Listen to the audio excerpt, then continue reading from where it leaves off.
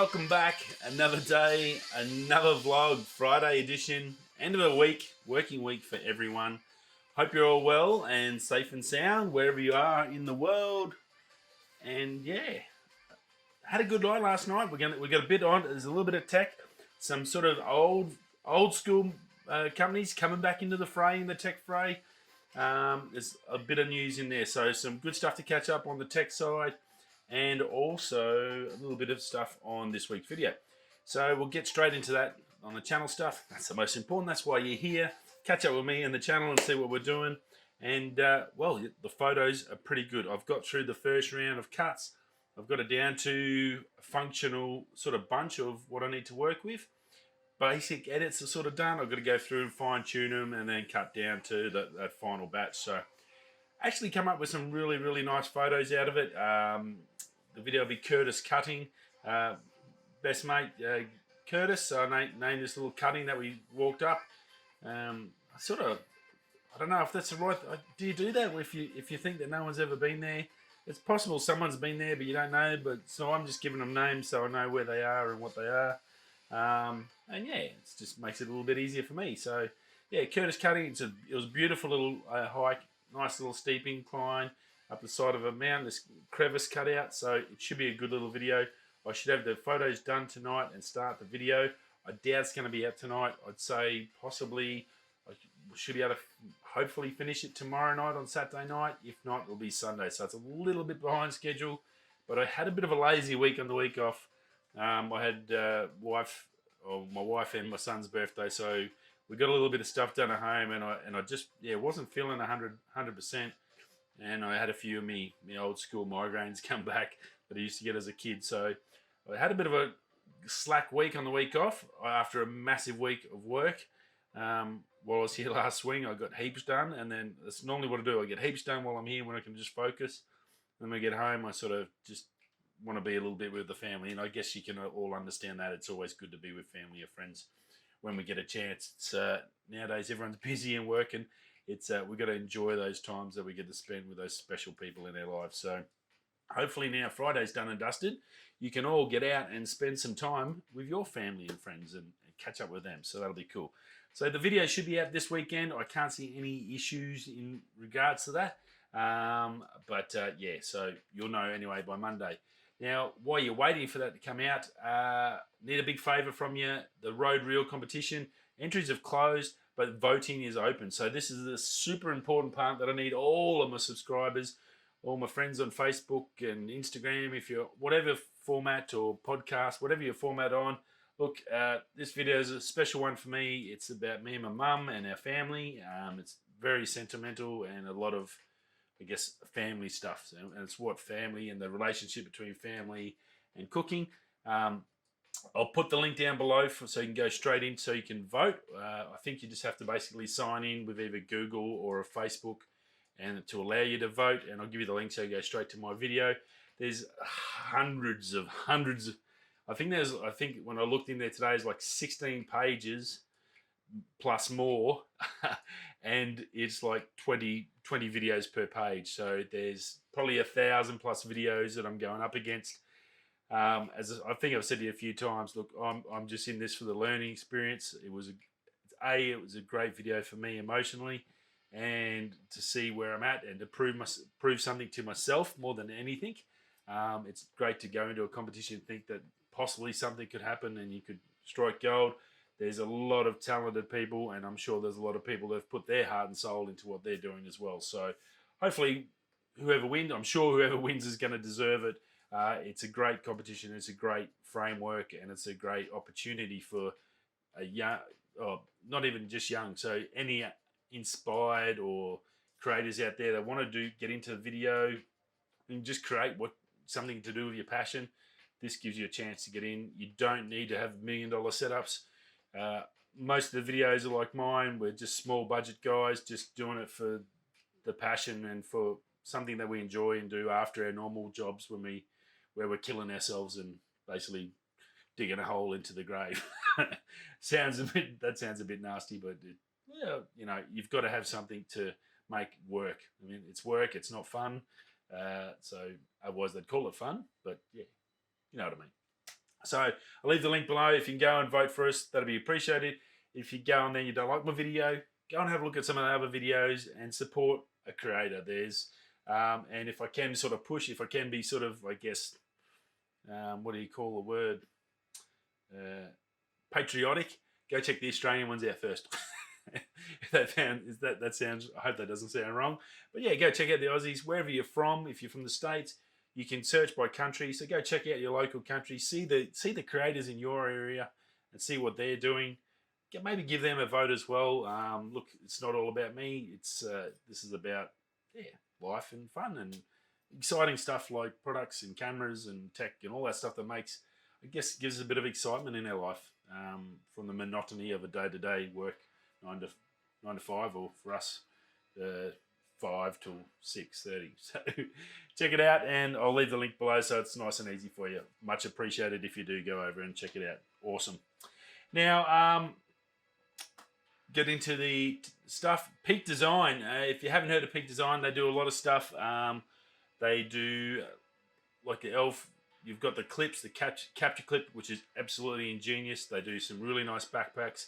I've got a sash thing. They do the little lock-ons for your camera, the little round buttons that are just super, super easy and the best way to carry a camera without a doubt.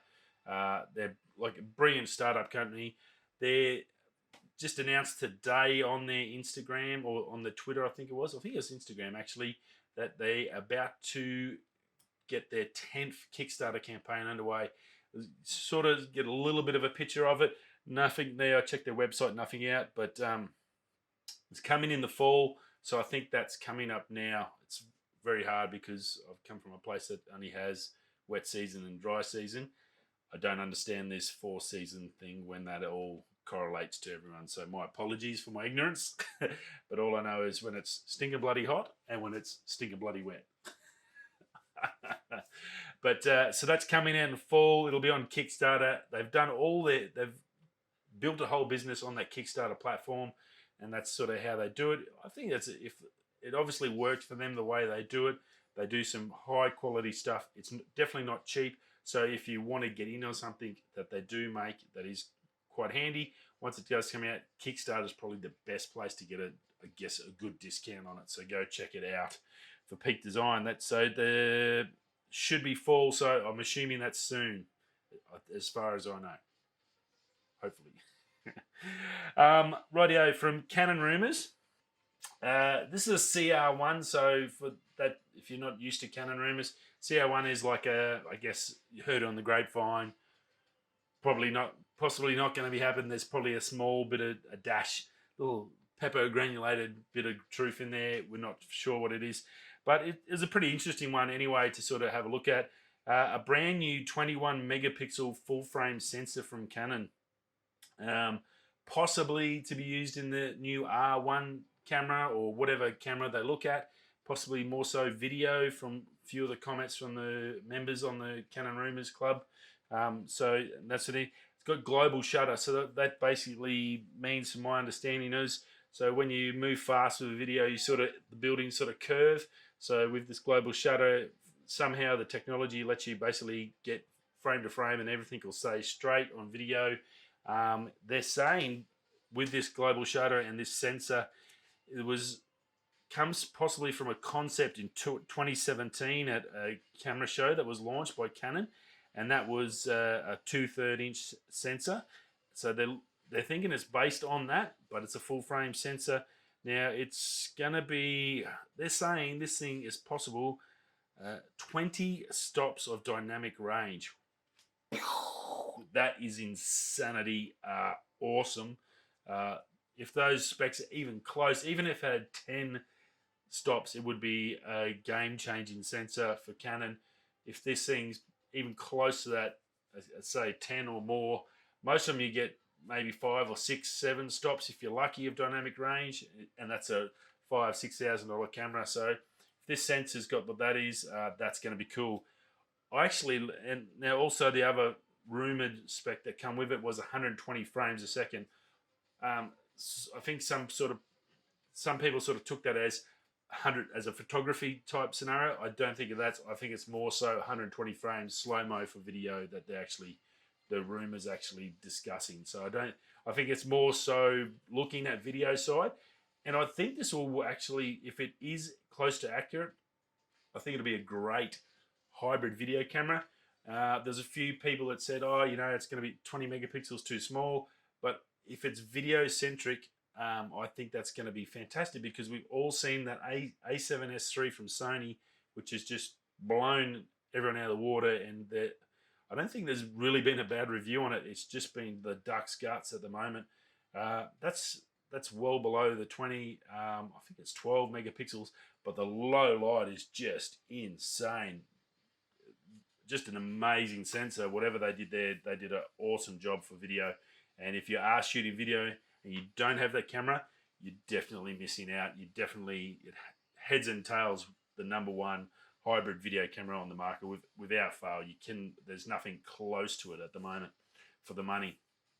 So if this is a 20 megapixel, that sort of gives you a sort of a feeling that I think that there could be some really good low light performance out of this sensor, and that is, I think, something that will do really well for video. I know on the little M50, when I'd shoot with that's 24 megapixels. Low light's not too bad, but it's still APS-C, so it's not full frame, so it's nowhere near as good. I think I've discussed it a few times. Benny, my good mate, has got the Z6 full frame, and the difference low light is just insane when you go to that full frame. So APS-C is really nowhere near good enough for the low light stuff. It's one thing I'd sort of, if I had the money, I'd love to go up in full frame. I just don't have $6,000 for the body and then another 10 grand for 3 lenses to get it. So, or 6 or 7 grand for lenses. So that's the only problem with that cost. But that full frame definitely gives you that low light. So you don't really need the megapixels. You need the megapixels if you're shooting landscapes like I do, for those big panoramas and those beautiful big prints. If you're going to do massive prints, that sort of makes sense, and you get that beautiful fine detail. But night stuff and astro stuff, yeah, it's more so that low light performance. So I think it's actually, it's very, very grapevine-ish, but if it's anything close to that, just that dynamic range alone will just be an absolute game changer. That is insane. That's basically, the dynamic range, basically, I've got my light here, and if it was pitch black here, I'd still be able to get full detail out of those darks and get full details out of that light. And that's really good, especially on a bright day. If you're in the shadows of a tree or something, then you've got a sensor that is able to adjust and capture all that data out. And that's how important that dynamic range is. It just gives you, and most cinema cameras are really good in that regards. That's more important for video, definitely. So very interesting. AMD had their big event today, released their new chips. Look at these AMD. I think last year I said they were Company of the Year. They just blitzed Intel to pieces. This year they've had just as good a year. Intel has just got flogged every step of the way. They really have struggled. Intel only saving grace was that single core performance, and with basically gaming, and that's the only sort of thing they had left. AMD was beating them on everything else. Apple uses AMD. The new PlayStation and Xbox are both AMD processors and GPUs. So just put that in comparison. That's how much of an uphill battle Intel's got to go there. So they've come out and look, basically they've got the new 5000 series. So you got the 5600, that's going to start at $299 US, 5800 $450, 5900 $570 US. So definitely not super high price. November 5th is their release date. They're talking about 20 to 50% performance increases over their last cards, over their last processors, and they blitzed everything in the path. So just insane. It's going to be a massive, massive, massive jump for you for performance for creators and for gaming. Now they're super low latency, and they've done that by just shuffling the chips around and having basically one core with all the 8 cores or 16 cores going through the one thingamajigger. If you really want to look at the technical, definitely go check it out. I'm just giving you the sort of rough idea, and they've done a really good job. Probably the most important thing is for creators like me and you out there, if you're not directly into gaming, You're looking at nearly a 20% night. They're not saying 19% general performance. So for creative work, for videos and stuff like that, we're talking about a 1/5%, like 1/5 up again in performance. 20%, man. That's insane jump just in 1 year. That's absolutely crazy. Just awesome. Now, go check them out. Obviously, November 5th, they're going to be released. They'll sell like absolute hotcakes. Again, as I said, PlayStation and Microsoft will be probably using this technology that they've just announced. And also the Radeon 6000. So that's the GPUs. Again, they'll come out. We heard them in the video not long gone. They just come out. So here comes the AMD stuff. And they're talking that those chips, along with these Radeons, they're now looking in the realms of you'll be able to actually use both. Generally, if you're in gaming, you'd probably use maybe an Intel processor and the AMD GPUs or a NVIDIA GPU for its ray tracing. So now they're looking at the performance gains AMD's put out this year could just about see you have a high-level gaming rig and a creator rig all in one, all running Team Red. So definitely go check it out. Radeon 6000 series, they will be released. There'll be an event on October 28th. So if you're looking for a new GPU, October 28th, the Radeon, you'll have that. You've heard about the NVIDIA ones, so you'll be able to get the direct comparison between the two big boys and see which one you need. Buy yourself for Christmas. Nice Christmas present. Sweet. Rightio, Apple, big, well, not a big thing, but just something we've talked about the headphones, those Apple AirPods Studio Wireless. Crazy name. Why do we need the AirPods in there? That just makes no sense. But hopefully they just have Apple Studio headphones. That would be a much more simpler idea. Now, this week, stores in the States, all the other brands of headphones got booted out of the store. They've made way. There's no headphones in the stores. I guess you can go check your local store, but you'll probably find that there's no current other brand headphones. Making way that the announcement for Apple will be this week. Wednesday when it comes out, that's when we're going to get it. So we should be hearing about the headphones. That pretty much confirms it's going to be happening. They're not going to remove them out and then have to wait another month and not sell anything for a month. So I'd say that'll be happening this week. And then last but not least, Nokia. If you're an old bastard like me, Nokia and Sony Ericsson were the biggest two phone companies before Apple iPhone came out. And I jumped on the iPhone bandwagon then, and I still think it was a good move.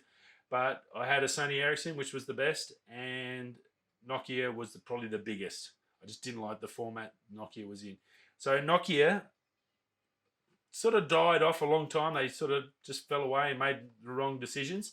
Well, they've got a new little flip phone coming out. They announced today over on Twitter, I think it was, 2720. Now, this is, like, it's by no way means a flagship phone or anything.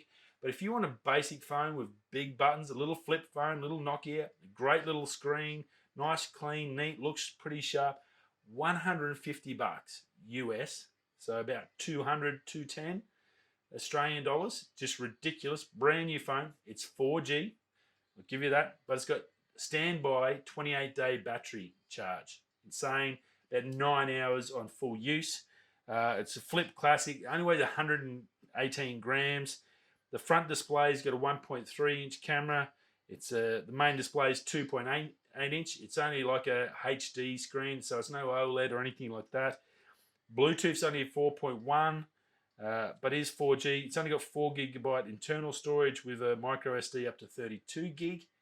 It's got a headphone jack in it, but camera's terrible, 2 megapixel. That's fine. 1500 milliamp battery, and it's running KIA OS for the software, so I'm not sure what that is, and it's only 512 megabytes of RAM with a Qualcomm 205 CPU. So specs wise, as I said, sounds terrible, but a tiny little flip phone. If you wanted to give your kids a phone, they get basic app stuff, Facebook and little bits and pieces for $200. Brand new phone, 4G, beautiful flip phone, gold, got all the basic stuff. Not big, not cluttery, easy to store, chuck in. Great little sort of work phone if you've got a small business and you want to give your employees phones without paying $2,000 a phone. look, here's a good one. Go check it out. It actually looks really nice. It looks better than what the value suggests. I actually looked at it and went, oh, you know, that's probably $800, maybe $1,000. I went $150. Yeah, holy crap! So look, it looks really good. Haven't released it as yet. They did tease it. There are photos on the Nokia website. They do have a new 5G phone, but that's very similar to every other flagship phone out there. Apart from it's got a little bit lower specs. But I thought this was a great little option from them, and like super cheap in a year where phone companies have all chopped their prices to sort of go where the market is. I think this is actually a great little option. You're talking about the Motorola Zs like $2,000, the Galaxy flip phones like $2,000. You get a little flip phone, boom, boom, boom, boom. There's no folding screen, but it's bang, bang. You can flip it. Just treat it like we used to treat the old flip phones. And $200 really can't go wrong. Definitely go check that out. Very cool, I thought. And that's about it. Another week. We'll see you all Friday. Don't forget, if you can, go check out and vote for me and Rode on the Rode Reel Challenge. That'd be much appreciated. Have a great weekend. Enjoy your time with your family and friends. Hopefully you're not working. If you are, well, enjoy that. What can we do? We've all got to pay bills. That's why I'm here. That's why you'll be working. I feel your pain. Rightio, I'll see you all Monday, and you should see a video this weekend. Make sure you watch that one as well. If not, and if you haven't seen the Trig Beach one, go check that out as well while you're waiting. Watch it again. Watch it 5 times. It's a great sunset. Rightio, if you're going that way, I'll catch you on Monday. Peace.